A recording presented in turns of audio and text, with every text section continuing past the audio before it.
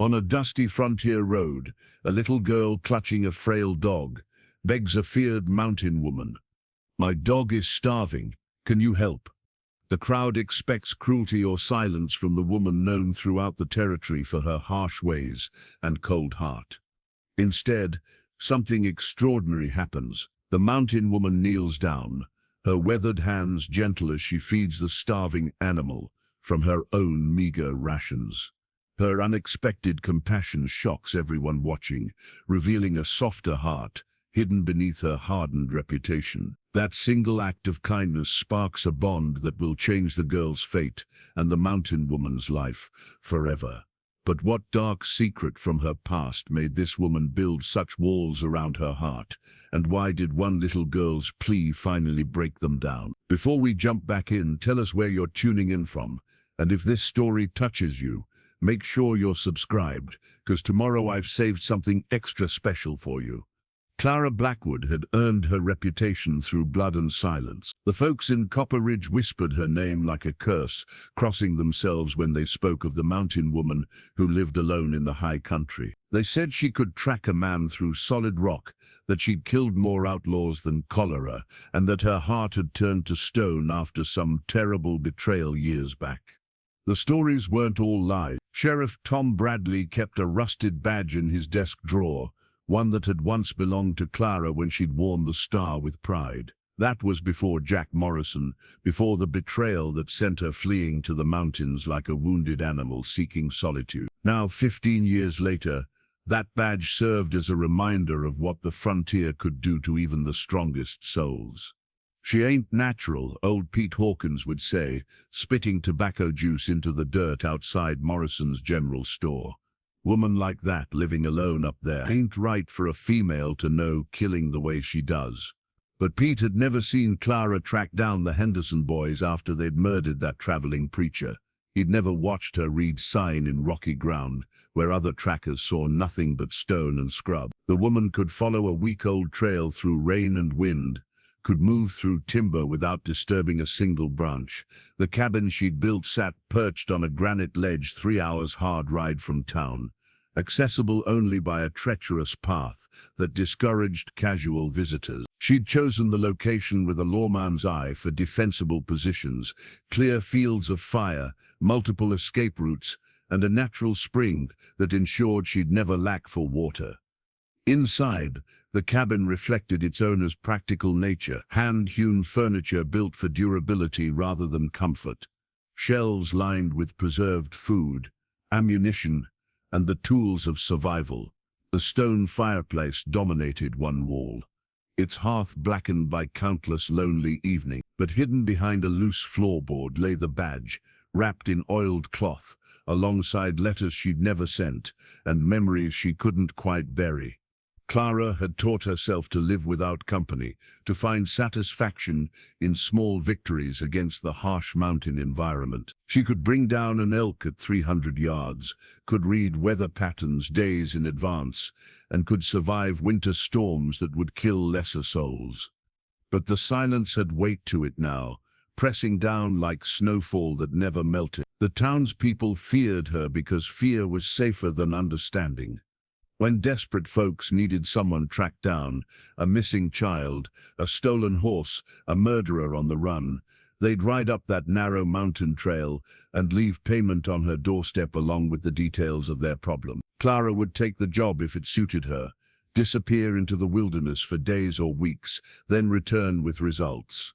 Payment would be gone from her doorstep, replaced by whatever she'd been hired to find or proof of what she'd been hired to stop. She never stayed in town longer than necessary to resupply, never accepted invitations to Sunday service or social gatherings, never explained herself or sought approval for her choices. The mountain had become both sanctuary and prison, offering protection from a world that had wounded her, while slowly consuming her humanity through isolation. But even the hardest stone could crack under the right pressure, and Clara Blackwood was about to discover that a child's simple plea could accomplish what 15 years of solitude had failed to achieve. The encounter on the dusty road had awakened something she'd thought dead and buried, the memory of what it felt like to be needed for something other than violence.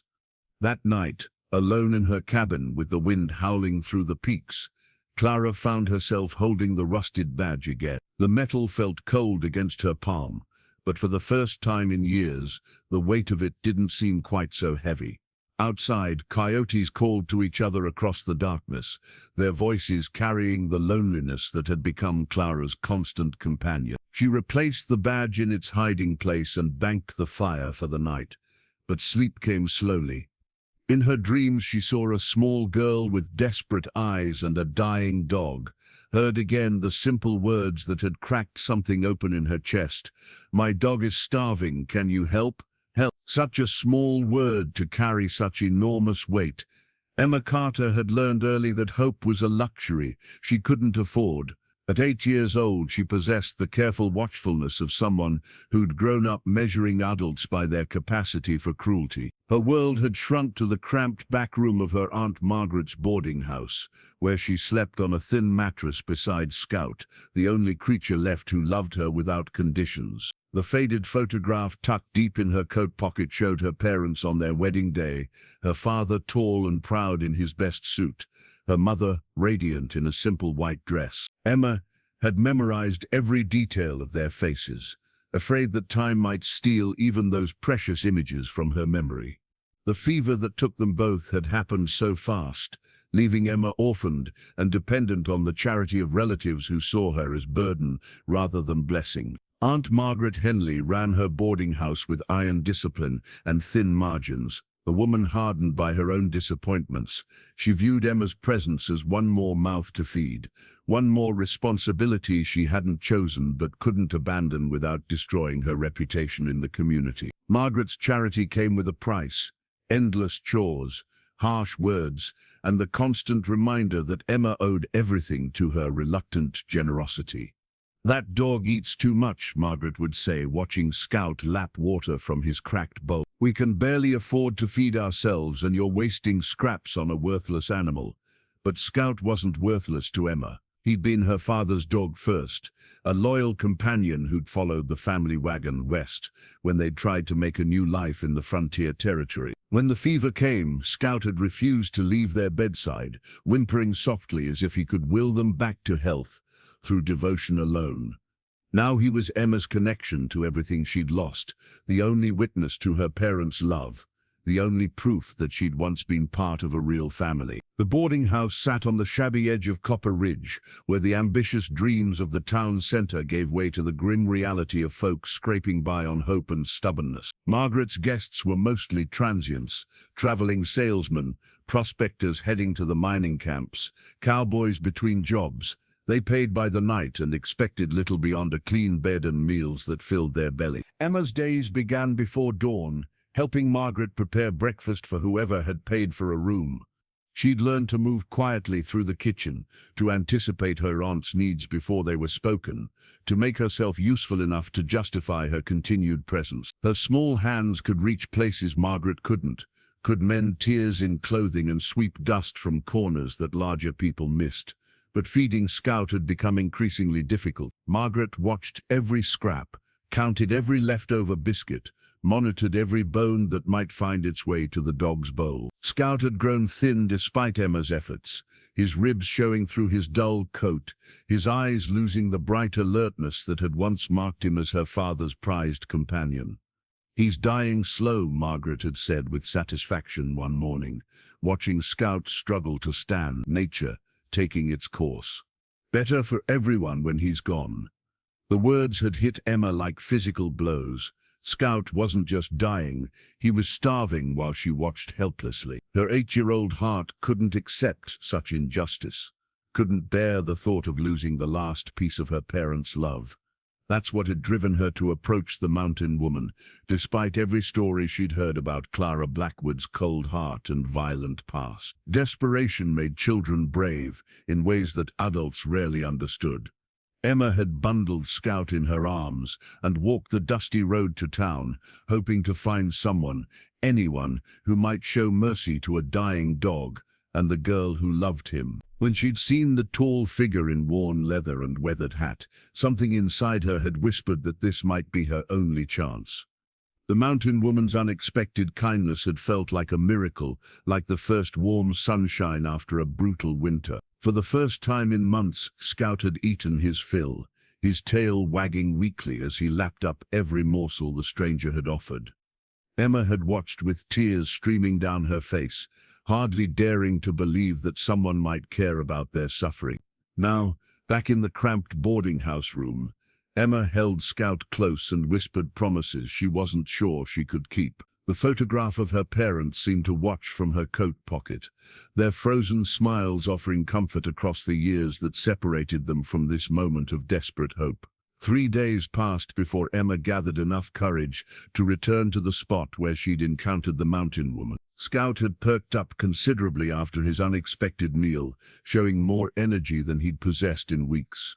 But Emma knew one act of kindness wouldn't sustain him forever, and Aunt Margaret's hostility toward the dog had only intensified since their brief absence. Clara Blackwood appeared on the dusty road as if she'd been expecting the encounter. She carried a small cloth bundle and moved with the fluid grace of someone completely comfortable in her own skin. When she saw Emma approaching with Scout trotting beside her, something almost resembling a smile crossed her weathered features. "Figured you'd be back," Clara said without preamble. "Dog looks better." Emma nodded eagerly, clutching Scout's makeshift leash. "He ate everything you gave him. He even played a little yesterday, first time in weeks."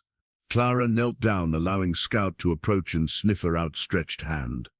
The dog's tail wagged tentatively, recognizing a friend rather than a threat. From her bundle, Clara produced strips of dried meat and fresh biscuits, watching with satisfaction as Scout devoured the offerings. "Your aunt know you're here?" Clara asked, studying Emma's face with shrewd eyes. "She thinks I'm collecting firewood," Emma replied, gesturing toward the empty sack she carried as alibi. Clara reached into her coat pocket and withdrew a small wooden whistle, its surface smooth from years of handling. Her father had carved it decades ago, back when she'd been young enough to believe that good people always triumphed over evil. She'd kept it through all the dark years, though she couldn't say exactly why. "This makes a sound only dogs can hear properly," Clara explained, demonstrating with a soft breath that produced no audible tone. Scout's ears immediately perked up, his head tilting with interest. "You blow it if you're ever in real trouble, and if I'm within 5 miles, I'll come running." Emma accepted the whistle with reverence, as if Clara had handed her something made of gold and diamonds. "Why are you helping us?" The question hung in the mountain air, simple and direct in the way that only children could manage. Clara found herself without an easy answer, uncertain when her legendary coldness had begun to crack. Perhaps it was the girl's fierce loyalty to a dying animal. Perhaps it was recognition of her own younger self in Emma's desperate courage. "Sometimes helping is just what needs doing," Clara said finally. Over the following weeks, these roadside meetings became routine. Clara would appear with food for Scout and practical lessons for Emma: how to read weather signs in cloud formations, how to identify edible plants, how to move quietly through brush without leaving obvious trails. She never visited the boarding house, never confronted Aunt Margaret directly, but her presence in Emma's life grew steadily more significant. Emma proved an eager student, absorbing Clara's wilderness knowledge with the intensity of someone who understood that survival skills might someday mean the difference between life and death. She learned to identify animal tracks in mud and dust, to gauge distance by the sound of water over stones, to find north by studying moss patterns on tree bark. "You're teaching me like my papa used to," Emma said one afternoon, watching Clara demonstrate how to construct a simple snare. "He said knowing the land was more important than knowing people, 'cause the land never lies to you." Clara felt something twist in her chest at the child's words. She'd spent 15 years avoiding exactly this kind of connection, this dangerous vulnerability that came from caring about another person's well-being. But Emma's fearless curiosity and Scout's improving health had awakened protective instincts that Clara thought she'd successfully buried. Scout had transformed from a dying animal into alert, playful companion. His coat had regained its glossy thickness, his eyes sparkled with renewed vitality, and his tail seemed in constant motion whenever Clara appeared. The dog had become living proof that kindness could accomplish what harsh necessity never could. "Your aunt's been asking questions about where you disappear to," Clara warned during one of their meetings. "Might be best to vary your routes, make it seem like you're just wandering different directions for your chores." Emma nodded seriously, understanding that their friendship required secrecy to survive. At 8 years old, she'd already learned that the best things in life often had to be protected from the people who had power over you. As autumn deepened into the promise of winter, Clara found herself looking forward to these encounters with an anticipation that surprised her. For the first time in years, she had something to anticipate beyond mere survival, someone whose well-being mattered more than her own solitary comfort.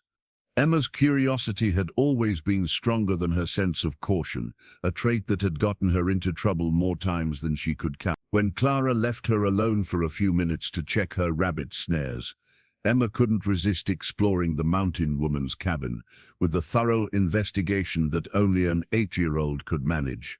The single room was spartanly furnished, but meticulously organized. Everything had its place and purpose: tools arranged by function, food stores labeled and dated, weapons cleaned and ready for use. But it was the details that captured Emma's attention. The careful way Clara's few books were arranged, the single tin cup that showed years of careful use, the way sunlight fell through the small window to illuminate a wooden cross hanging on the far wall. Scout padded around the cabin's interior, his nose working overtime to catalogue the interesting smells that lingered in every corner. He seemed completely at ease here, as if he understood that this place represented safety rather than threat. His improved health was evident in every movement, the spring in his step, the alertness in his eyes, the way his tail wagged constantly in Clara's presence. Behind the stone fireplace, Emma noticed that one of the floor planks sat slightly higher than its neighbors. Her small fingers could reach places that larger hands might struggle with, and her natural curiosity overcame any sense of propriety. The loose board lifted easily, revealing a hidden compartment beneath. Inside, wrapped in oiled cloth, Emma found treasures that told a story Clara had never shared. A tarnished sheriff's badge caught the light filtering through the window. Beneath it lay a leather-bound journal, its pages filled with careful handwriting that documented tracking expeditions, criminal descriptions, and detailed maps of the surrounding territory. Each entry was dated and signed Blackwood, Sheriff's Deputy, in a firm hand that suggested pride in the work. The journal revealed a different Clara than the one Emma knew, a woman who'd once served the law with dedication and skill. Page after page detailed successful captures, dangerous pursuits through hostile territory, and the methodical investigation techniques that had made her reputation. But the entries stopped abruptly 15 years ago, the final page containing only a single line: "Morrison's betrayal cannot continue in this position. Trust is dead." Photographs tucked between the journal's pages showed Clara in her younger years, wearing the badge with obvious pride. In one image, she stood beside a tall man with kind eyes and a familiar smile. Her father, Emma guessed, recognizing the carved wooden cross visible in the background. Another showed Clara with a group of fellow lawmen, her face serious but not yet hardened by the experiences that would drive her to mountain isolation.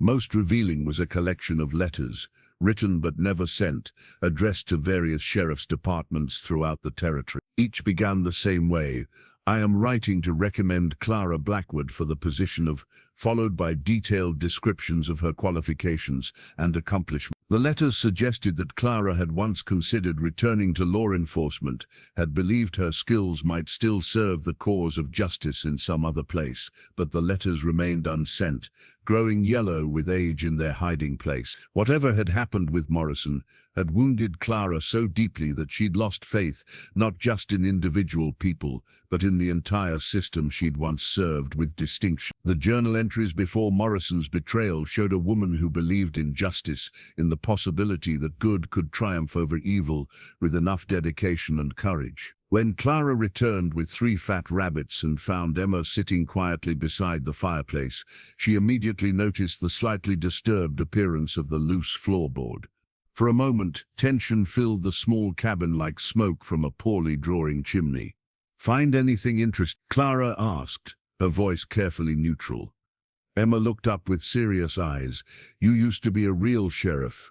You caught bad people and made things safe for folks." Clara set down her catch and studied Emma's face, looking for judgment or fear, but finding only curiosity and something that might have been admiration. "That was a long time ago. Different life, different person. But you were good at it. The journal says you never failed to bring someone in once you started tracking them. Being good at something doesn't mean it's worth continuing." Clara's voice carried old pain, like an injury that had healed poorly and still ached in cold weather. Emma stood and approached Clara with the fearless directness that had characterized their entire friendship. "My papa used to say that good skills shouldn't go to waste, that God gives people talents so they can help others." The simple statement hung in the cabin's still air like a challenge Clara hadn't expected to face. Margaret Henley had been watching. For weeks she'd noticed Emma's improved spirits, the way the girl moved with less of the defeated slouch that had characterized her since arriving at the boarding house. Most telling was Scout's transformation from dying animal to healthy, alert companion. Animals didn't recover from starvation without help, and Margaret's suspicious nature demanded answers.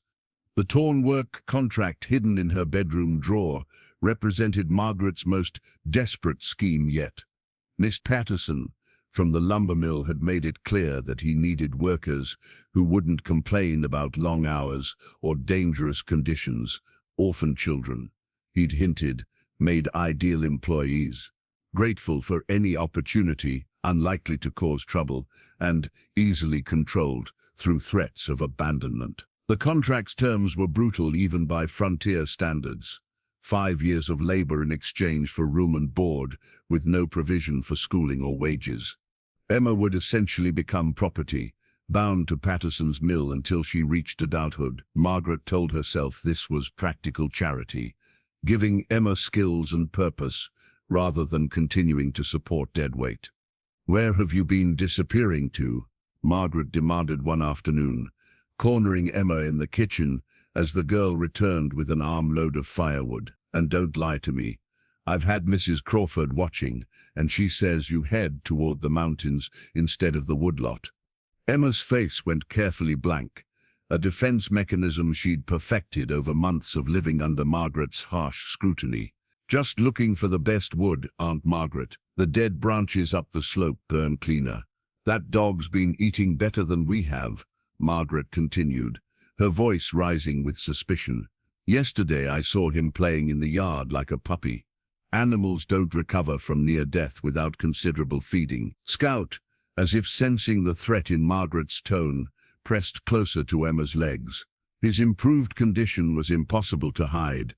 Glossy coat, bright eyes, the confident bearing of a well-fed animal. To Margaret's calculating mind, his recovery represented resources being diverted from her household economy. "I've been sharing my meals with him," Emma said quietly. "Just small pieces when you're not looking." The lie came easily, but Margaret's sharp eyes caught the inconsistency immediately. "Your portions are already barely adequate. Sharing them wouldn't produce this kind of improvement." She grabbed Emma's chin, forcing the girl to meet her gaze. "Someone's been helping you." "Who?" When Emma remained silent, Margaret's patience snapped, her hand connected with the girl's cheek in a sharp slap that echoed through the small kitchen. Scout growled low in his throat, the first time Emma had ever heard him display aggression toward a human being. "That animal just threatened me," Margaret said with satisfaction. "Dangerous dogs don't belong around decent people. I think it's time Scout found a new home." The words hit Emma like physical blows. Scout wasn't just her companion, he was her connection to parents who'd loved them both. Her only source of unconditional affection in a world that had grown cold and hostile. The thought of losing him pushed her beyond desperation into something approaching panic. "Please," Emma whispered, tears streaming down her face. "He's all I have left of Papa and Mama. He's never hurt anyone. He's eating food we can't afford and taking up space we need for paying guests." Margaret replied coldly, "Tomorrow I'll talk to Miss Henderson about finding him a place on a farm somewhere. Working dogs earn their keep." But Emma knew Mr. Henderson's reputation. His idea of finding dogs farm work usually involved a rifle and a shallow grave behind his barn. Scout's improved health wouldn't save him from a man who saw animals purely in terms of their economic utility. That night, Emma lay awake, listening to Scout's steady breathing beside her thin mattress. In her coat pocket, her parents' photographs seemed to watch reproachfully, their frozen smiles mocking her inability to protect even this last remnant of their shared life. The wooden whistle Clara had given her felt warm against her palm, but summoning the mountain woman would only confirm Margaret's suspicions about outside help. Through the thin walls, Emma could hear Margaret moving around the main room, muttering calculations and complaints that painted Emma's presence as increasingly burdensome. The boarding house business had grown difficult with competition from the new hotel downtown, and Margaret's finances were stretched thin enough to make an orphan niece seem like luxury she couldn't afford. Emma understood with perfect clarity that her time at the boarding house was drawing to a close. Margaret's growing desperation would soon translate into action, and neither Emma nor Scout would survive whatever solution her aunt eventually devised. The contract hidden in Margaret's bedroom drawer represented more than just employment. It was a death sentence disguised as opportunity. Jack Morrison rode into Copper Ridge like a man returning to claim something that had always belonged to him. 15 years had added grey to his temples and lines around his eyes, but his swagger remained intact, backed now by 3 hard-faced men who wore their guns with the casual confidence of professionals. The wanted poster, folded in his saddlebags, bore his likeness and a reward that had grown considerably since his last appearance in civilized territory. Morrison had built his reputation on careful planning and brutal efficiency. Banks, payroll shipments, isolated homesteads. He chose targets that promised maximum profit with minimum risk. But Copper Ridge represented unfinished business, a score that had nothing to do with money and everything to do with settling accounts with the one person who'd ever outmaneuvered him. 15 years, he said to his lieutenant, Crazy Pete Kowalski, as they surveyed the town from a ridge overlooking the main street. Wonder if Clara Blackwood still lives up in those mountains, nursing her wounded pride. Pete spat tobacco juice and adjusted the pistol at his hip. Heard tell she's gone soft, living like a hermit, keeping to herself. Some say she's lost her edge. Morrison's laugh carried no warmth. Clara Blackwood doesn't lose her edge. She just waits for the right moment to use it. We'll see how soft she's gotten when she finds out I'm back. The gang's arrival didn't go unnoticed. Sheriff Tom Bradley watched from his office window as the 4 riders made their way down Main Street, noting the careful way they positioned themselves and the professional assessment in their eyes. These weren't ordinary drifters or cowboys between jobs. These men moved with the practiced coordination of a crew that had worked together for years. Morrison's first stop was the Silver Dollar Saloon, where information flowed as freely as the whiskey and conversations could be conducted without official oversight. The bartender, a nervous man named Willis, recognized the type of customer who'd just entered his establishment and began polishing glasses with the concentrated attention of someone trying to appear invisible. Heard there's been some changes around here, Morrison said, conversationally spreading gold coins on the bar with deliberate casualness. Old faces disappeared, new folks settled in. Always interesting to catch up on local news. Willis nodded eagerly, his eyes fixed on the money. Lots of changes, yes sir. New folks coming in, some old-timers moving on. Always something happening in a growing town. What about Clara Blackwood, still making her living as a bounty hunter?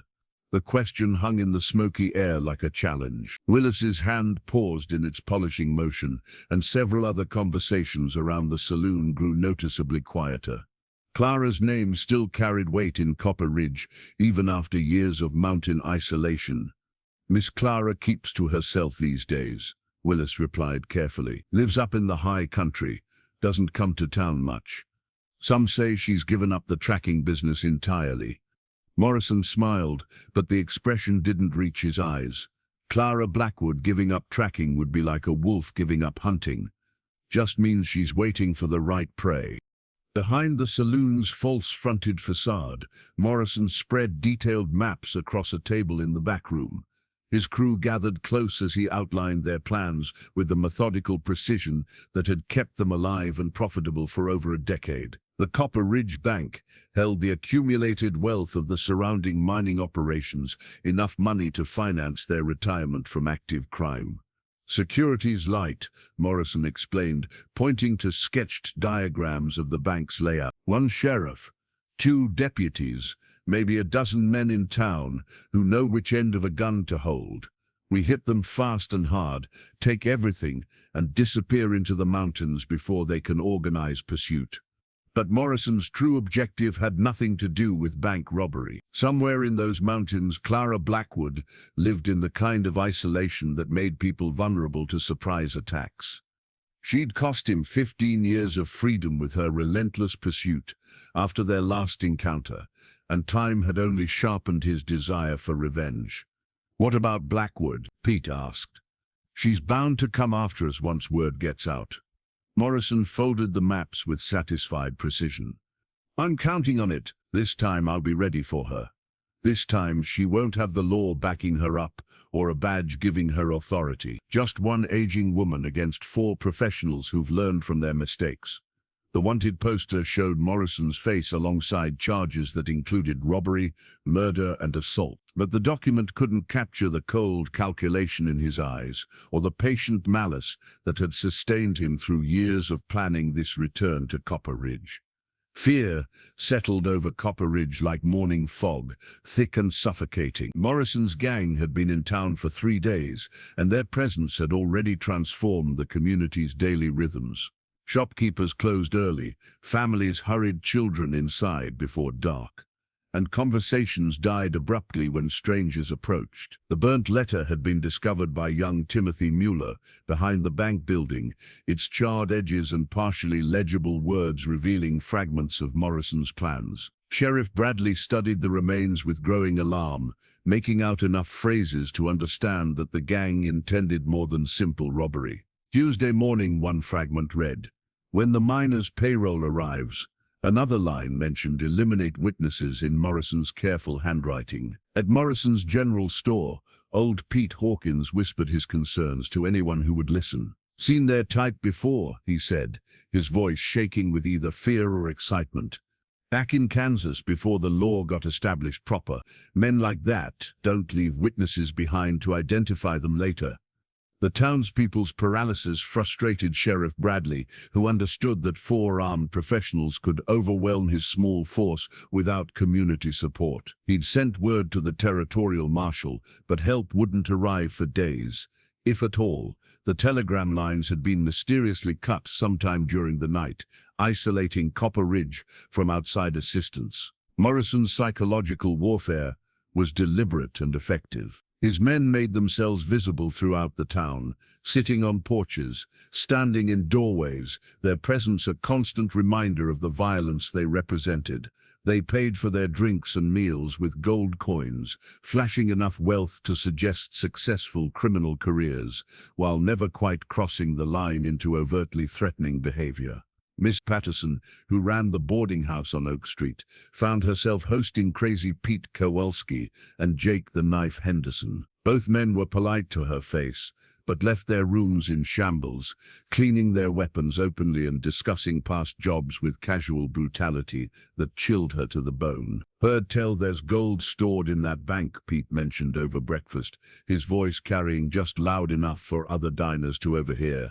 "Funny how folks trust thin walls and weak locks to protect their life savings."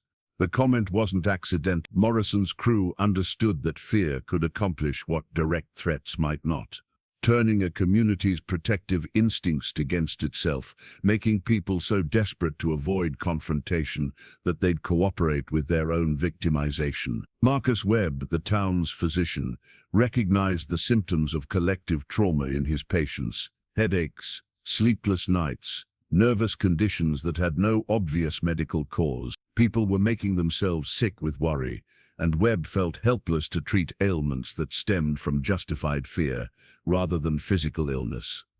"We need to organize," Dr. Webb told Sheriff Bradley during a private consultation. "Form some kind of citizens' committee.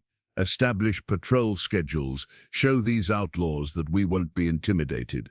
But Bradley knew that amateur resistance often resulted in unnecessary bloodshed. "Marcus, these aren't ordinary criminals. They're professionals who've survived by being smarter and more ruthless than their opposition.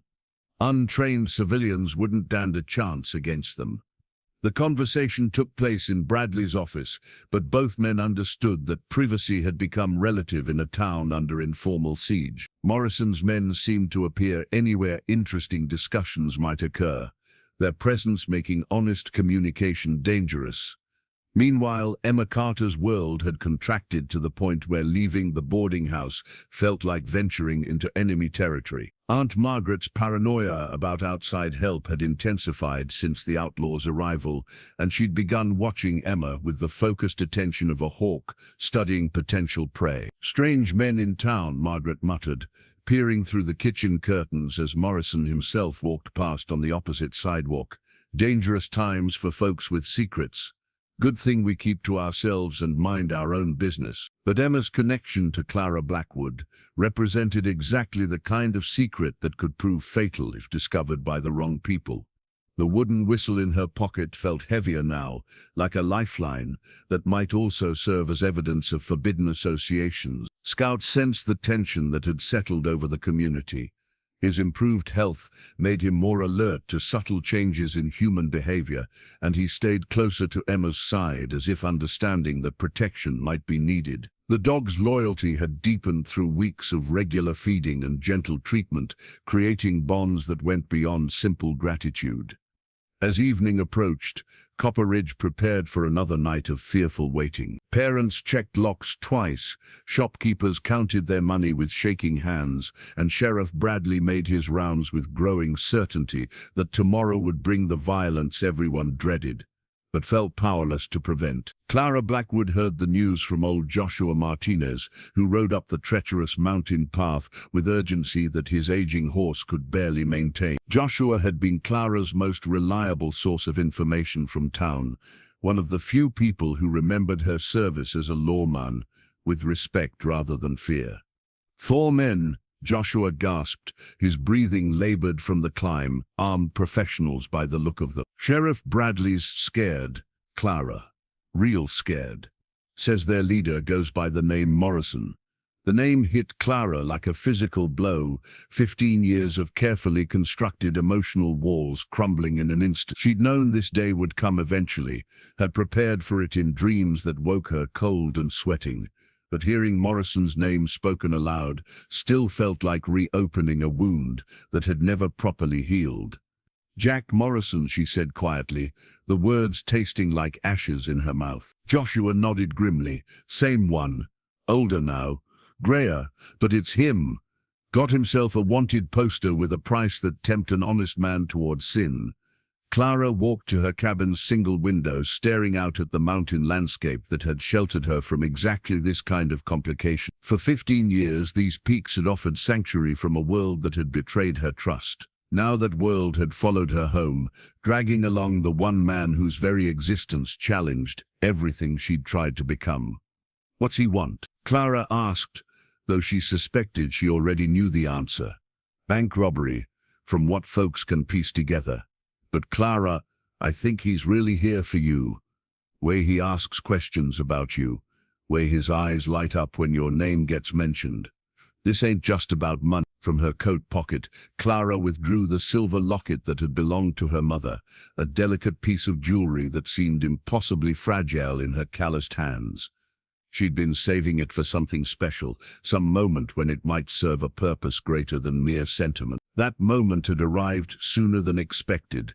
"Joshua, I need you to do something for me," Clara said, her voice carrying the authority that had once made criminals surrender rather than face her pursuit. "There's a little girl in town, Emma Carter, lives with her aunt at the boarding house on Pine Street. You give her this locket and tell her it's for protection. Tell her Clara says to wear it always and never let anyone take it from her. Joshua accepted the locket with reverence, understanding that Clara Blackwood didn't make such gestures lightly. You coming down to help with Morrison?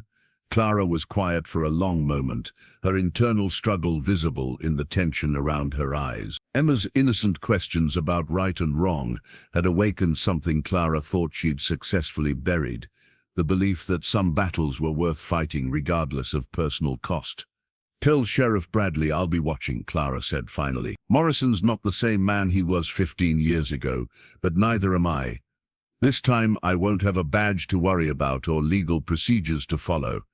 That evening Clara began preparations that felt both foreign and familiar. She cleaned her weapons with practiced efficiency, checked her ammunition supplies, and studied the maps that covered every trail between her cabin and Copper Ridge. Her years of mountain isolation had sharpened skills that had already been formidable, turning her into something more dangerous than the lawwoman Morrison remembered.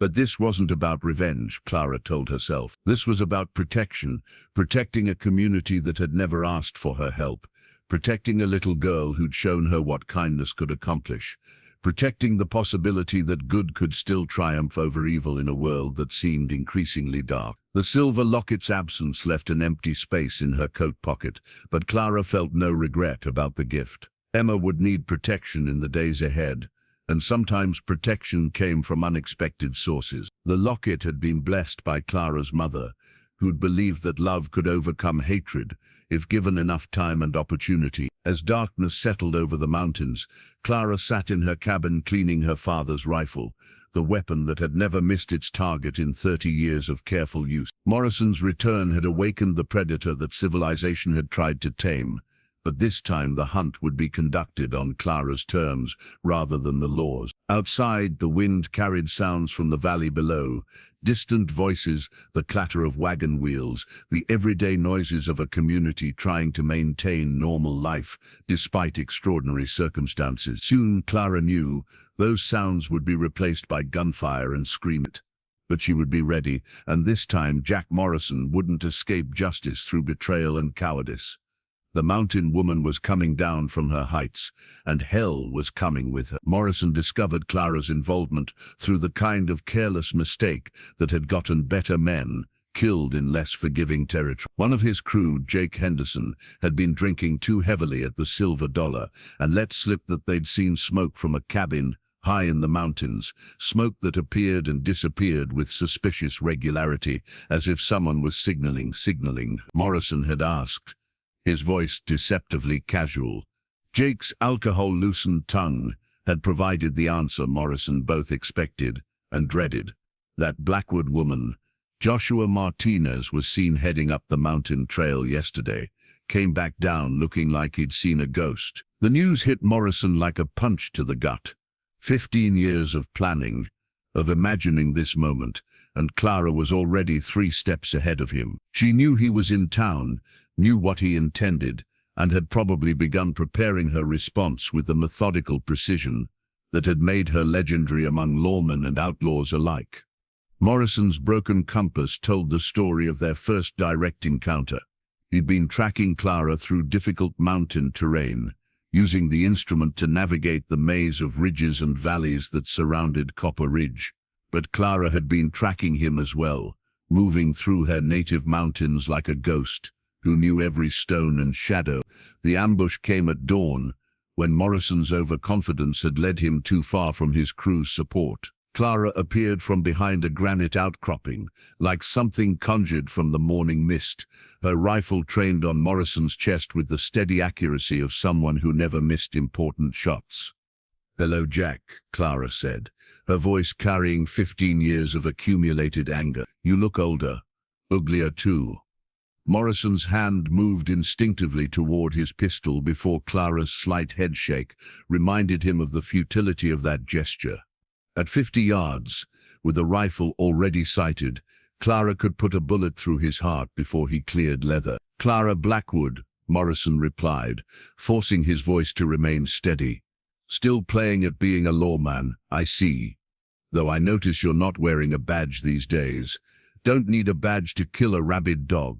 The conversation continued for several tense minutes, each probing the other's intentions while maintaining the careful distance that survival demanded. Morrison tried to appear confident, but Clara's obvious preparation and tactical advantage had shaken his certainty about the outcome of their long-delayed confrontation. "You can't watch the whole town," Morrison said finally. "Can't be everywhere at once. I've got 3 good men and detailed plans. You're just one aging woman with a grudge."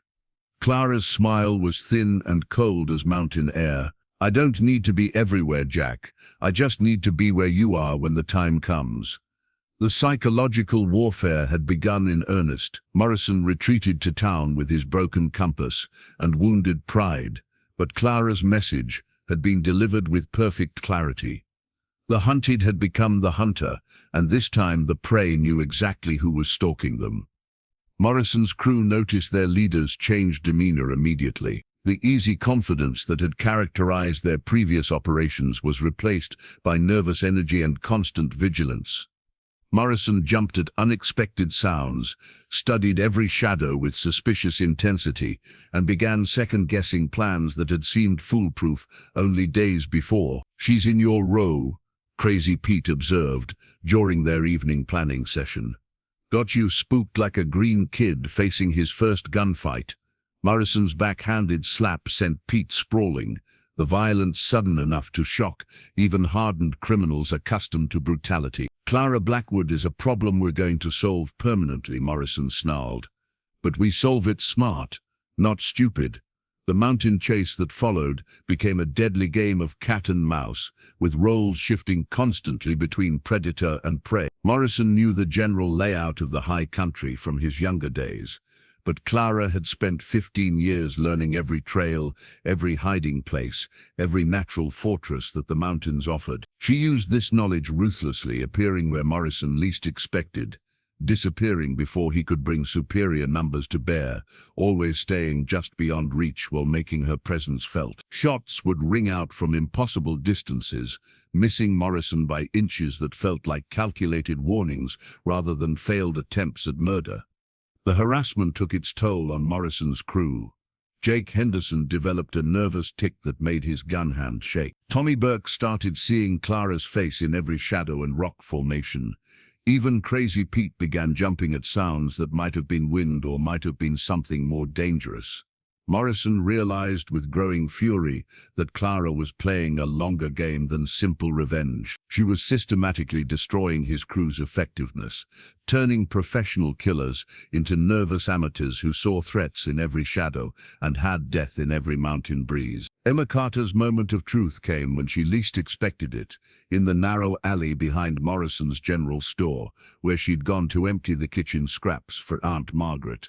The confrontation happened so quickly that she barely had time to register the danger before Clara's training took over. She'd been carrying the small slingshot Clara had taught her to make from leather scraps and a forked branch, practicing her aim during stolen moments when Aunt Margaret wasn't watching. The weapon seemed like a child's toy compared to the guns and knives that Morrison's men carried, but Clara had emphasized that survival often depended on using whatever tools were available. The ambush was perfectly laid. Jake Henderson and Tommy Burke had been watching Emma's routine for days, noting her daily trips to dispose of kitchen waste. They'd positioned themselves to catch her alone, away from witnesses who might complicate their plans to use her as leverage against Clara Blackwood. Well, Jake said, stepping out from behind a stack of wooden crates. "If it isn't the little girl who's been getting help from our old friend in the mountains." Emma's blood turned to ice water. Morrison's crew had discovered her connection to Clara, which meant both their lives were now in immediate danger. Scout pressed against her legs, growling low in his throat as he sensed the threat these men represented. Tommy Burke emerged from the opposite end of the alley, cutting off Emma's escape route with practiced efficiency. "Clara Blackwood's been causing us considerable trouble, little girl. Time for her to learn that actions have consequences." But Emma had absorbed more than wilderness survival skills during her weeks with Clara. She'd learned to read dangerous situations, to think quickly under pressure, and to recognize when flight was impossible and fight became the only option for survival. "I don't know what you're talking about," Emma said, her voice steady despite the terror racing through her veins. Her hand found the slingshot in her coat pocket, fingers closing around the familiar weight with desperate hope. Jake laughed, the sound ugly and threatening in the confined space of the alley. "Oh, you know exactly what we're talking about. Question is whether you're smart enough to help us, or stupid enough to make this difficult." The men began closing in from both directions, confident that an 8-year-old girl posed no real threat to armed professionals. They'd underestimated the fierce protective instincts that Clara's friendship had awakened in Emma, and they'd never imagined that a child could be trained to fight with deadly effectiveness when survival demanded it. Emma's shot caught Jake Henderson square in the forehead, the smooth stone launched with precision that Clara would have admired. The impact wasn't fatal, but it was unexpected enough to stagger him backward into the wooden crates, his gun discharging harmlessly into the air as he fought to maintain balance. Scout erupted into motion at the same instant, his improved health and fierce loyalty combining to create a 60-pound missile of teeth and fury. He hit Tommy Burke at knee level, sending the man sprawling, while Emma darted between them toward the alley's mouth. "Stop her!" Jake roared, blood streaming from the cut on his forehead where the stone had found its mark. But Emma had already reached the street, her small size and desperate speed carrying her through gaps that larger pursuers couldn't navigate. Behind her, Scout's snarling and the men's cursing created enough commotion to draw attention from shopkeepers and pedestrians. She ran through Copper Ridge's streets with the focused determination of someone who understood that capture meant death. The silver locket Clara had given her bounced against her chest with each step, its weight a reminder that she wasn't facing this danger alone. Clara was out there somewhere, watching and waiting for exactly this kind of emergency. Emma's feet found the mountain trail automatically, muscle memory guiding her toward the high country where Clara's protection waited. Behind her, the sounds of pursuit grew fainter as Morrison's men struggled to match the pace of a desperate child who knew every shortcut and hiding place along the familiar route. The wooden whistle found her lips as she ran, its silent call piercing the mountain air with frequencies that only trained ears could detect. Somewhere among the peaks, Clara would hear that desperate summons and respond with the deadly efficiency that had made her legendary. Scout ran beside her with tireless loyalty, his recovery complete enough to match Emma's frantic pace.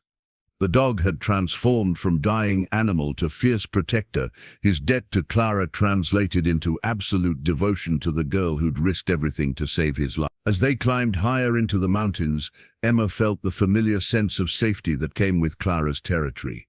Here, among rocks and trees that had sheltered their friendship, Morrison's men would find themselves facing an opponent who knew every advantage the terrain offered. The confrontation between Clara and Morrison finally came to a head in the abandoned mining camp above Copper Ridge, where rusted equipment and collapsing buildings provided cover for the conversation 15 years in the making. Morrison had come alone, as Clara had demanded in the message delivered by a frightened Jake Henderson, his forehead still bandaged from Emma's surprisingly accurate slingshot attack. The gold coins scattered on the ground between them told the story of their shared history, payment for a job that had gone wrong, blood money that had cost Clara her faith in justice, and Morrison his last claim to honor, 30 pieces of gold, the exact amount they'd been paid to bring in the Coldwell gang alive.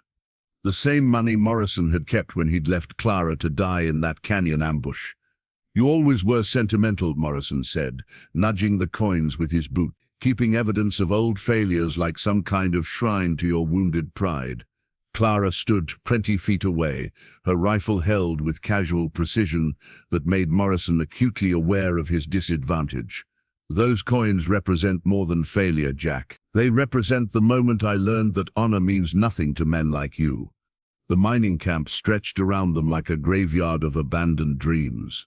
Wooden headframes rose against the sky like gallows, their cables hanging limp and useless. The ground was scarred with prospect holes and tailings piles, evidence of fortunes sought but rarely found.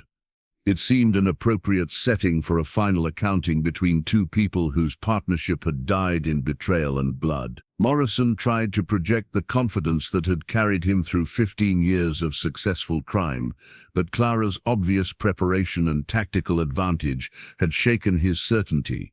She'd chosen the location, the timing, even the terms of their meeting. Every detail suggested that she'd been planning this moment as carefully as he'd been dreading it. "The cold world job," Clara said quietly. "You want to explain why you left me to die in that canyon?" Morrison's laugh carried bitter memories. "Business decision, Clara. Nothing personal. The gang offered me twice what we were being paid to bring them in.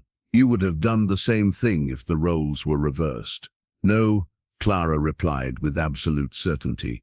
"I wouldn't have. That's the difference between us, Jack. You see betrayal as business. I see it as the end of everything decent in the world."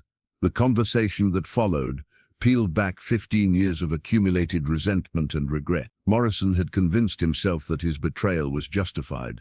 Clara had been too rigid, too unwilling to bend rules when profit demanded flexibility. She'd have turned him in eventually anyway, he reasoned, making his preemptive betrayal a matter of survival rather than greed. But Clara's questions forced him to confront truths he'd spent years avoiding. He'd betrayed her not from necessity but from weakness, from the corrosive belief that everyone was ultimately selfish and that honor was a luxury only fools could afford. The 30 gold coins had bought him temporary wealth, but permanent exile from the kind of person he'd once tried to be. "You could have been different," Clara said, her voice carrying something that might have been sadness. "You had the skills, the intelligence, even the conscience." "What happened to turn you into this?" Morrison found himself struggling to answer a question he'd never asked himself honestly. When had expedience replaced ethics? When had he stopped seeing victims as people and started seeing them as obstacles to profit? The transformation had been gradual, each small compromise making the next one easier to justify. The world changed, Clara. Got harder, meaner. Honor became a liability instead of an asset. You can live by your principles and die poor, or adapt to reality and survive rich. Clara shook her head slowly. "The world didn't change, Jack. You did. And now you're here threatening children because you can't face the consequences of what you became." The mention of Emma shifted the conversation from past grievances to present dangers. Morrison had crossed a line by involving the girl in his war with Clara, transforming their personal conflict into something that threatened innocent lives. Clara's maternal instincts, awakened by weeks of caring for Emma, had transformed her from wounded hermit into protective fury. "She's leverage," Morrison said defensively. "Nothing more. You disappear back into your mountains, and the girl stays safe. Keep interfering with my business, and she pays the price." Clara's smile was winter cold and absolutely deadly. "Jack, you just made the biggest mistake of your worthless life. Threatening that child means I stop playing by any rules at all. From this moment forward, this isn't about old grudges or stolen gold. This is about protecting someone who deserves better than what men like us bring into the world." The scattered coins caught sunlight as wind stirred dust around their feet, 30 pieces of tarnished metal that had bought 15 years of misery for both of them. The town meeting bell hadn't rung for a community gathering in over 2 years, not since the drought of '73 when Copper Ridge had needed to organize water rationing. Now its bronze voice carried across the valley with urgent authority, summoning citizens to the schoolhouse where decisions about their collective survival would be made. Sheriff Tom Bradley stood before the assembled crowd, his face grim with the knowledge that comfortable neutrality was no longer possible. Morrison's attempt to kidnap Emma Carter had crossed a line that even the most timid residents couldn't ignore. The time for hoping the outlaws would simply leave had passed. "Folks, we've got a situation that requires community action," Bradley announced to a packed schoolhouse. "Morrison's gang has threatened a child. That makes this everyone's fight, whether we like it or not."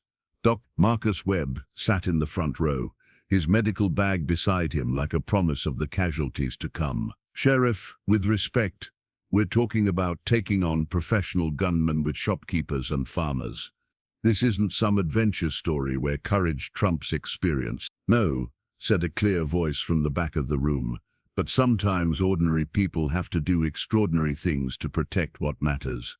Clara Blackwood stepped through the schoolhouse door, her presence transforming the atmosphere like a lightning strike. She'd cleaned up for the occasion, hid the trail dust from her clothes, braided her hair back in a practical style, but nothing could disguise the deadly competence that radiated from her weathered frame. A murmur ran through the crowd as people recognized the legendary mountain woman who'd become more myth than reality in local folklore. Some whispered prayers of thanksgiving, others muttered concerns about inviting more violence into their community. But everyone understood that Clara's presence changed the fundamental equation of their struggle. "Miss Blackwood," Sheriff Bradley said with obvious relief. "Folks have been wondering if you'd involve yourself in this situation." Clara surveyed the assembled crowd with eyes that missed nothing.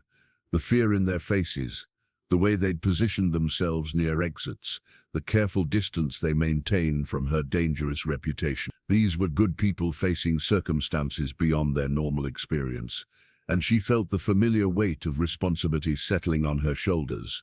"Jack Morrison made this my fight when he threatened Emma Carter," Clara said simply. "That little girl showed me kindness when I'd forgotten what it looked like. Now it's my turn to protect her and anyone else who stands in Morrison's way." Old Pete Hawkins raised a shaking hand from his seat near the wood stove. "Clara, we heard you tangled with Morrison's bunch up in the mountains. How many of them are left?" "4. Counting Morrison himself, but they're professionals who've stayed alive by being smarter and meaner than their opposition. This won't be easy, and some of us might not survive it." The brutal honesty silenced the room more effectively than any inspirational speech might have. Clara had learned that false optimism got people killed, while honest assessment gave them the information they needed to make informed choices about risk. Mrs. Patterson, the boarding house owner, stood up with visible effort. "What exactly are you asking us to do? We're not gunfighters or soldiers. Most of us have never shot anything more dangerous than a rabid coyote." Clara nodded approvingly at the woman's directness. "I'm not asking anyone to face Morrison's guns directly, but there are other ways to fight. Communication, coordination, providing safe shelter for families while the shooting happens. Every person who helps weakens Morrison's advantage." Sheriff Bradley stepped forward with a map of Copper Ridge spread on the schoolhouse's lectern. "Miss Blackwood's right. We can't match Morrison's crew gun for gun, but we can make it impossible for them to operate freely in our community." The planning session that followed revealed the community's hidden strengths. Jake Morrison knew every building and alley in town from his childhood here. Sarah Henderson had a clear view of the bank from her dress shop window. Even old Pete Hawkins could contribute by monitoring the road from his porch rocker, watching for suspicious movement. Clara found herself reluctantly accepting the role of military commander, her law enforcement experience translating into tactical knowledge that could keep civilians alive. She emphasized patience over heroics, coordination over individual action, survival over glory. "Morrison's counting on us being too scared or too disorganized to resist effectively," Clara explained. "Every person who follows the plan instead of panicking reduces his advantage. Every family that gets to safety is a victory we can build on." As the meeting continued past midnight, Copper Ridge transformed from a collection of frightened individuals into something approaching a unified community. The town meeting bell had called them together as strangers sharing common fear. They would leave as neighbors sharing common purpose. The final showdown began at dawn, with the sound of Clara's father's rifle echoing across Copper Ridge like thunder, announcing the storm to come. Morrison had underestimated both the community's resolve and Clara's tactical brilliance, walking into a trap that had been 15 years in the making. Clara had positioned herself on the roof of Henderson's hardware store, her father's weapon providing the range and accuracy needed to control the battle's opening moves. The rifle had never missed an important shot in 30 years, and this morning it spoke with the authority of absolute precision. Her first bullet shattered the window of the Silver Dollar Saloon, where Crazy Pete Kowalski had been positioned to provide covering fire for the bank robbery. Morrison's carefully planned operation disintegrated within minutes of the first shot. His crew had expected terrified civilians and token resistance from an aging sheriff. Instead, they found themselves facing coordinated opposition led by someone who understood warfare better than they understood crime. Sheriff Bradley and his deputies had taken positions that maximized their limited firepower while minimizing their exposure to return fire. Dr. Webb had established a field hospital in the church basement, safely distant from the battle, but close enough to treat casualties. Even old Pete Hawkins contributed by creating noise and confusion that made it difficult for Morrison's crew to coordinate their movements. But it was Clara who turned the tide decisively in the community's favor. She moved through Copper Ridge like a ghost, appearing where Morrison's men least expected her, disappearing before they could bring superior numbers to bear. Her mountain training and intimate knowledge of the town's layout gave her advantages that no amount of criminal experience could overcome. Jake Henderson, still nursing the head wound from Emma's slingshot, made the mistake of trying to flank Clara's position through the alley behind Morrison's general store. Clara had anticipated exactly this move, positioning herself to control the narrow passage with devastating effectiveness. Her father's rifle spoke once, and Henderson's criminal career ended permanently. Tommy Burke lasted longer, but fared no better. He'd taken cover behind a wagon in the town square, using its steel-reinforced sides to deflect the rifle fire that kept him pinned down. But Clara had learned patience during her years in the mountains, and she waited for the moment when desperation would drive him into fatal error. When Burke finally broke cover, trying to reach the relative safety of the bank building, Clara's shot took him center mass. The rifle's authority was absolute. No wounded criminal thrashing in the dust, no dramatic final words, just the sudden silence that comes when violence achieves its ultimate purpose. Crazy Pete proved the most dangerous of Morrison's surviving crew, his unhinged nature making him unpredictable in ways that Clara's tactical training struggled to anticipate. He abandoned the saloon position and began moving through Copper Ridge's back streets, using civilian buildings as cover while working his way toward Clara's last known position. The cat-and-mouse game that followed tested every skill Clara had developed during her 15 years of isolation. Pete's madness was balanced by genuine competence in his firearms, and his willingness to endanger civilians complicated Clara's ability to engage him directly. She found herself fighting on his terms rather than her own, forced to react rather than control the battle's flow. Their final confrontation took place in the schoolhouse where the community meeting had been held the night before. Pete had taken position among the desks, using the room's furniture as improvised fortifications, while Clara approached from the main entrance. The symbolic location felt appropriate, the place where Copper Ridge had found its courage, now witnessing the end of its tormentor.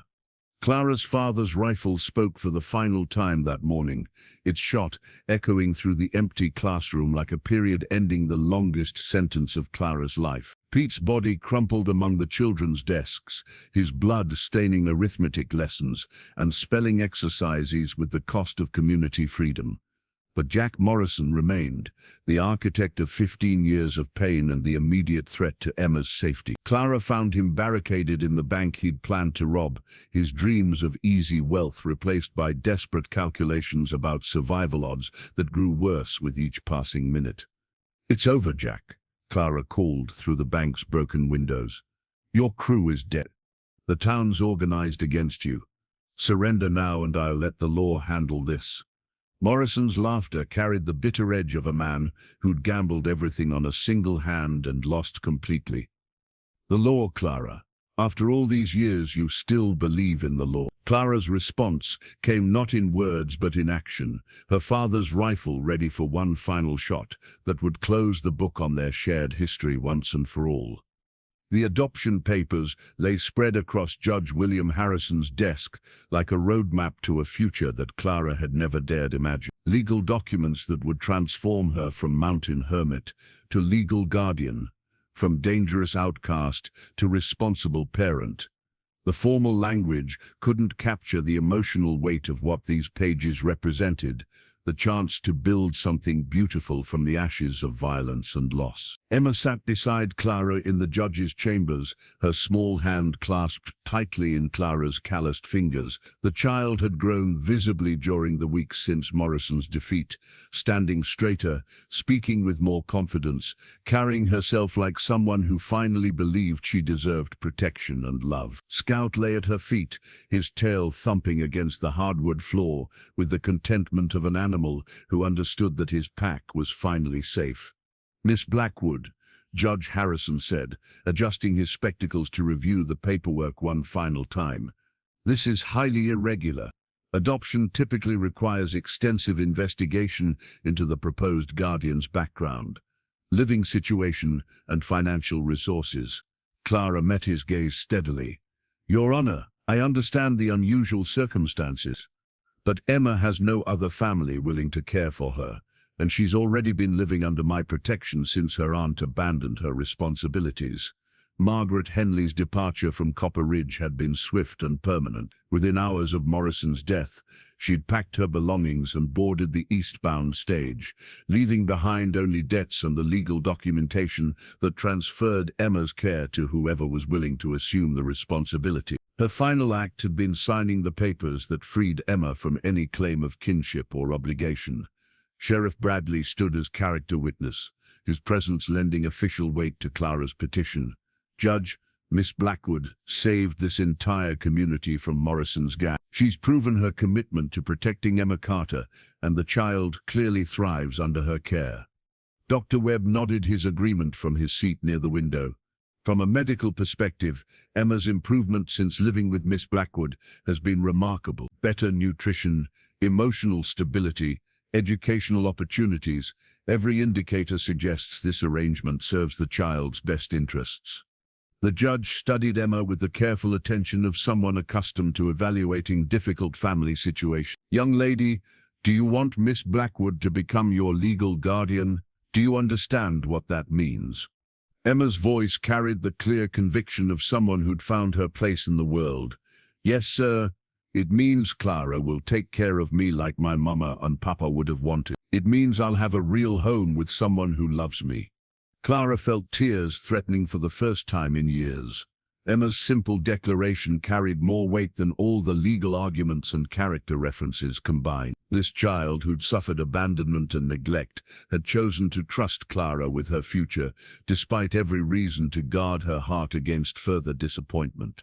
The community celebration that followed the adoption ceremony transformed Copper Ridge's Main Street into an impromptu festival. Mrs. Patterson had organized a potluck dinner, with families contributing dishes that reflected the cultural diversity of frontier life.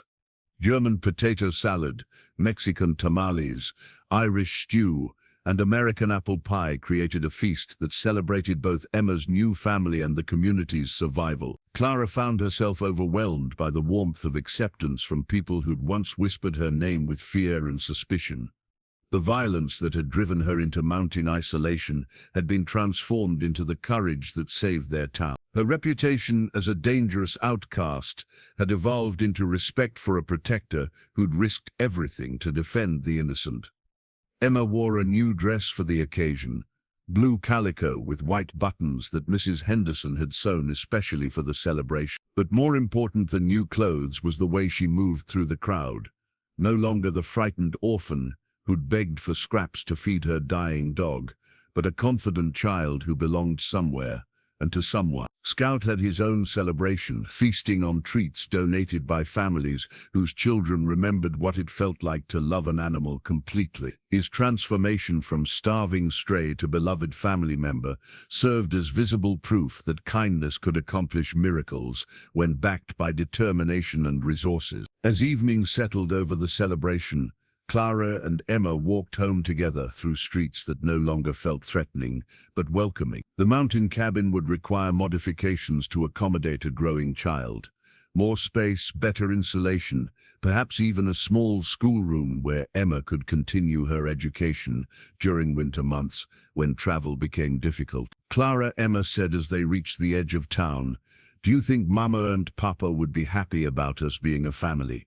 Clara squeezed the small hand in hers, feeling the weight of responsibility that came with unconditional love. Emma, I think they're watching over us right now, and I think they're proud of the brave, kind girl you've become. The adoption papers in Clara's coat pocket represented more than legal guardianship. They were proof that redemption was possible, that lives broken by betrayal and loss could be rebuilt through courage, compassion, and the willingness to risk loving again. The school primer's pages were worn soft from Emma's eager fingers, its simple lessons in reading and arithmetic representing possibilities that had seemed impossible just months before. Clara watched from the kitchen table as Emma practiced her letters, forming words with the same careful precision she'd once used to aim her slingshot. Education had become their shared project, with Clara serving as both teacher and student as they explored subjects that mountain survival had never required. Winter had settled over their expanded cabin, with the gentle persistence of snow accumulating on pine boughs. Clara had spent the autumn months adding rooms and improvements, a proper bedroom for Emma, a study area with good light for reading, even a small root cellar where they could store vegetables through the cold months. The work had been therapeutic, giving physical form to the emotional changes that adoption had brought to both their lives. Emma's daily routine now included formal lessons alongside the wilderness skills that Clara continued to teach. Reading occupied the morning hours when natural light was best, followed by arithmetic problems that Clara illustrated with practical examples from their mountain life. How much firewood would they need for winter? How many pounds of flour should they order from town? Math became meaningful when connected to survival and comfort. Look, Clara, Emma said, holding up her slate where she'd written her full name in careful script. Emma Blackwood Carter.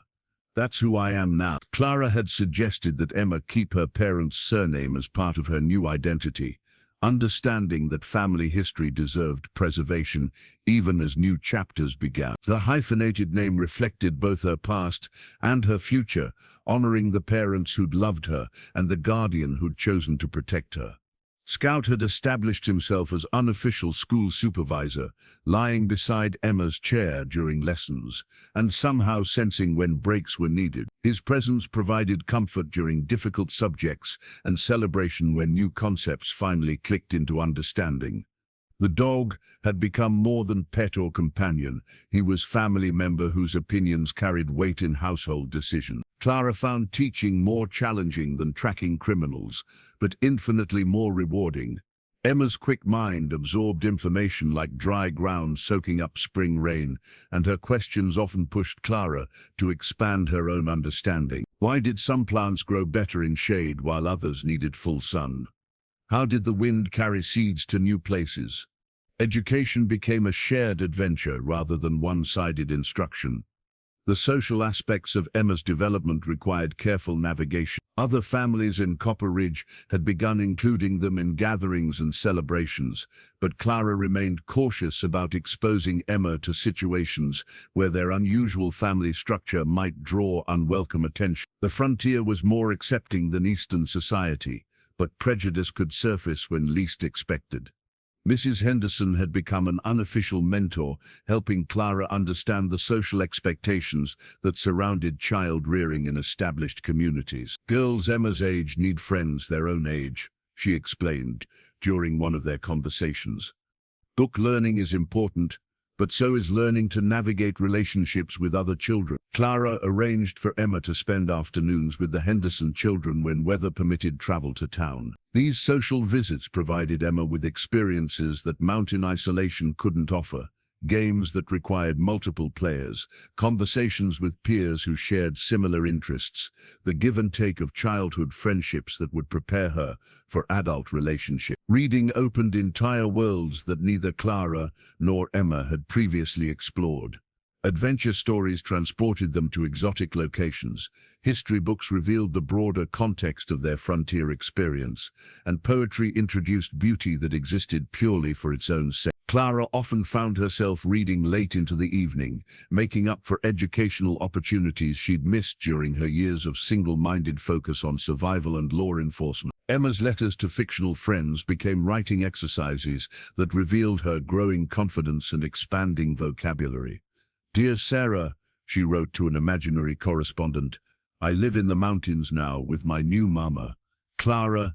She teaches me to read and track animals and shoot straight. Yesterday we saw 3 deer near the creek, and Scout didn't even try to chase them because Clara has trained him to be respectful of wild creatures."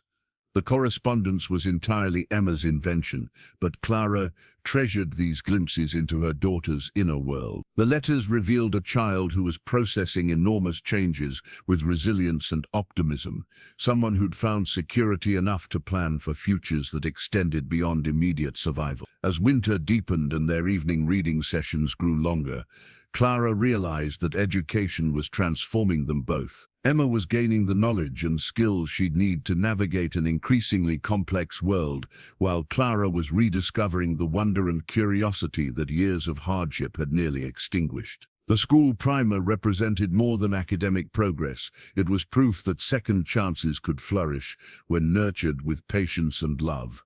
Emma's first letter arrived on a crisp spring morning, delivered by Joshua Martinez, along with supplies from town and news of the outside world. Clara found the carefully folded paper tucked inside her coat pocket after breakfast, the neat handwriting immediately recognizable despite its formal style. Emma had been practicing letter writing as part of her education, but this correspondence felt different, more personal and purposeful than her usual exercises. "Dear Clara," the letter began, "I wanted to write down some things that are hard to say out loud, so you'll have them forever and can read them whenever you need reminding. I know I don't say it enough, but you saved my life in more ways than just feeding Scout and giving us a home." Clara sat in her reading chair, the same spot where she'd once spent solitary evenings with books that provided escape from loneliness. Now the chair faced toward the kitchen, where Emma worked on her arithmetic, and solitude had been replaced by the comfortable sounds of shared domesticity. Scout lay at her feet, his breathing steady with the contentment of an animal whose pack was complete and secure. The letter continued with the kind of honest reflection that children could achieve when given time and safety to process difficult experiences. Emma wrote about the desperation that had driven her to approach the mountain woman, about the fear that had dominated her life with Aunt Margaret, about the gradual transformation that love and security had accomplished. "Before you took care of us, I used to lie awake at night wondering if I was worth keeping alive," Emma had written. "Aunt Margaret made it seem like I was just a burden that nobody wanted. But you showed me that I was worth protecting, worth teaching, worth love. You made me feel like I belonged somewhere." The words hit Clara with unexpected force. She'd been focused on providing practical care, food, shelter, education, safety, without fully understanding the psychological healing that Emma had needed. The child's gratitude revealed depths of previous damage that Clara hadn't fully recognized, wounds that had been healing quietly while she'd concentrated on external threats and daily routine. Emma's letter went on to describe specific moments that had meant more than Clara had realized at the time. The silver locket that had provided comfort during dangerous situations, the patient way Clara had taught wilderness skills without criticism or impatience, the bedtime stories that had replaced nightmares with dreams of adventure and possibility. "I want you to know that you're the best mama I could have asked for, even though I know you never planned to become anyone's mama," the letter continued. "You didn't have to love me, but you chose to. You didn't have to risk everything to protect me from Morrison, but you did.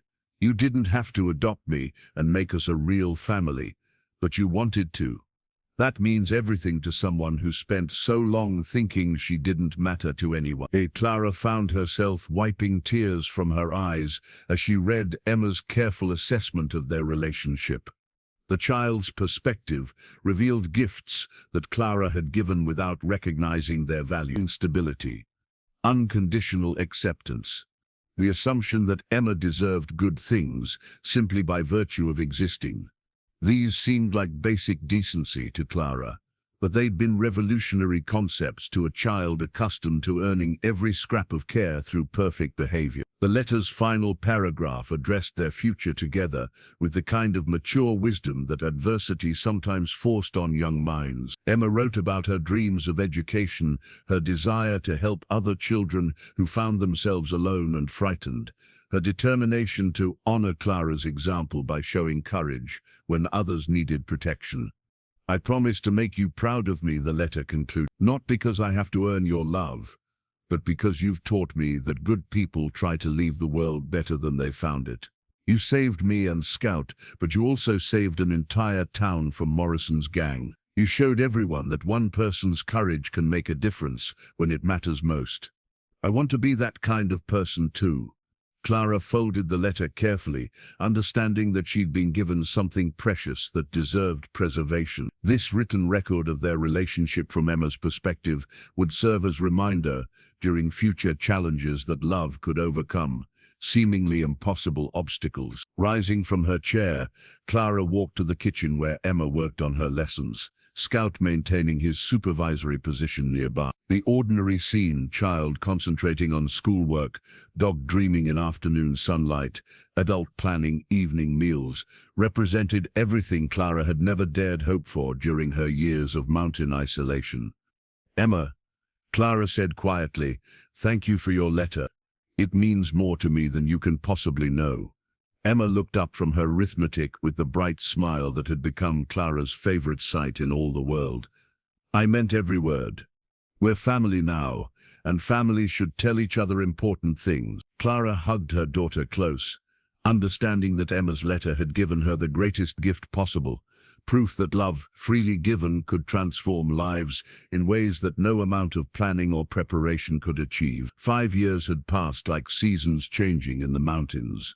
Gradually, then suddenly, marked by growth that was both inevitable and miraculous. Emma stood at the edge of 13 now, tall for her age and confident in ways that would have seemed impossible during those desperate days when she'd begged for help with a dying dog. The new collar around Scout's neck bore an engraving that told their story in simple words. "Scout, beloved family," with the date of his rescue etched underneath like a celebration of second chances. Clara watched from the cabin's expanded porch as Emma practiced her marksmanship, the girl's steady hands and patient breathing, reflecting years of careful instruction. But these weren't the desperate survival skills Clara had once taught. These were the confident abilities of someone who understood that preparation and practice were forms of self-respect, not fear-based reactions to an uncertain world. 3 bullseyes out of 5, Emma called out, lowering her rifle with satisfaction. Papa would have been proud of that grouping. The casual reference to her birth parents had become natural over the years, no longer weighted with grief, but enriched with fond memory. Emma had learned to carry her past as foundation rather than burden, understanding that honoring lost love didn't require abandoning present happiness.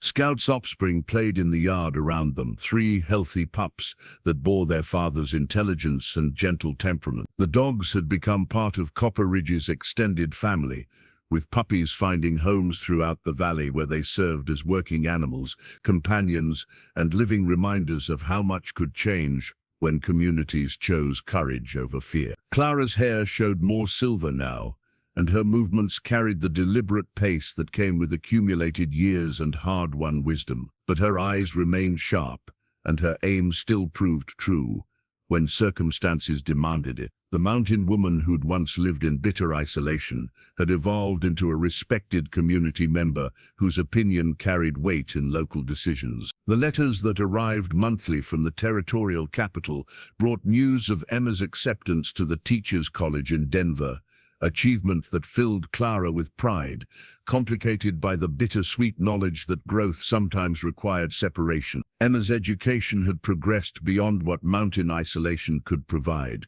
and her dreams demanded opportunities that only larger communities could offer. "I've been thinking about Denver," Emma said, settling beside Clara on the porch steps where they'd shared countless conversations over the years, about what it means to leave the mountains, to study somewhere that doesn't know our story. Clara nodded, understanding the weight of her daughter's contemplation.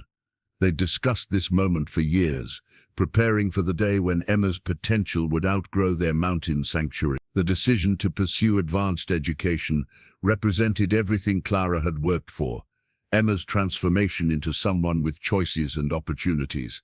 "Are you afraid?" Clara asked gently. Emma considered the question with the thoughtful honesty that had characterized their relationship since its beginning. "Not afraid, exactly, but aware that leaving here means becoming someone new, someone who might not fit as perfectly when I come back home for visits." The observation revealed Emma's maturity and Clara's successful parenting.